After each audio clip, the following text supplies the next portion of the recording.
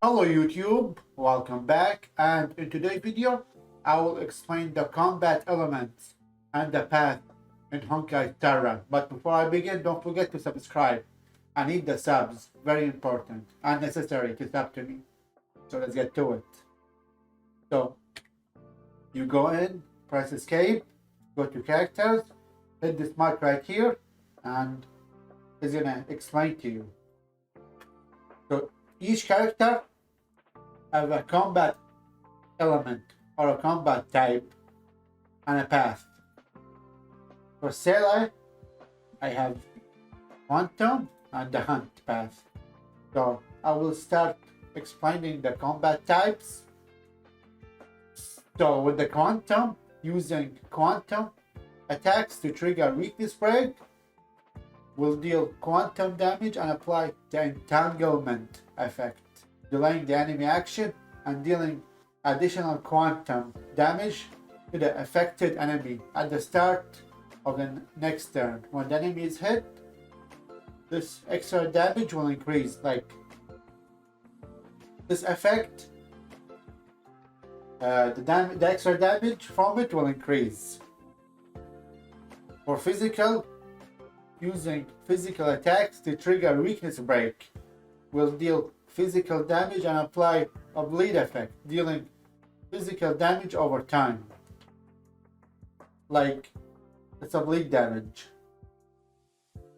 with the physical element. For what do you call it? All deal weakness break. All of them are weakness break. For fire, using fire attacks to trigger weakness break, will deal fire damage and apply the burn effect, dealing fire damage over time. Like this one,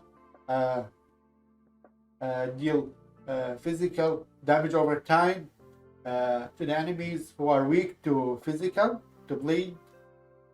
Same goes with fire. For ice, using ice attacks to trigger weakness break, will deal ice damage and freeze the target. Freeze means delaying the turn of the enemy, immobilizing the enemy and dealing additional ice damage. Lightning attacks, using lightning attacks to trigger weakness break, will deal lightning damage and apply the shock effect, dealing lightning damage over time. They all trigger weakness break and dealing lightning damage over time, especially with nihility characters. Wind, using wind attacks to trigger weakness break, will deal wind damage and apply the wind shear effect, dealing wind damage over time, like Sampo for example. Imaginary, the last combat type of or element, using imaginary attacks to trigger weakness break, will deal imaginary damage and apply the imprisonment effect, delaying the enemy action and reducing its speed. So basically delay action and reduce the speed. It's like Welt, Sampo, Kafka, Gunaifen, Luca, and Silver Wolf.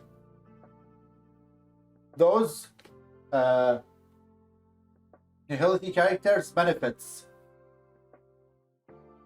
from those effects, whatever combat type, damage over time. So the path now. So for the hunt, deals extraordinary amount of single target damage, the main damage dealer against elite enemies, single target DPS pretty much, like against elite enemies like bosses or like higher level enemies.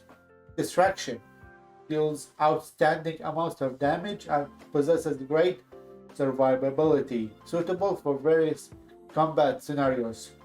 So all-rounder DPS. destruction. Yes, it's the main DPS pretty much. Erudition deals remarkable amounts of multi-target damage. The main damage dealer against groups of enemies. Great for pure fiction and multiple target AoE damage.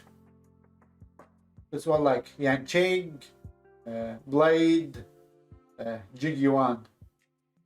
Harmony applies buffs to allies to improve the team combat capacities.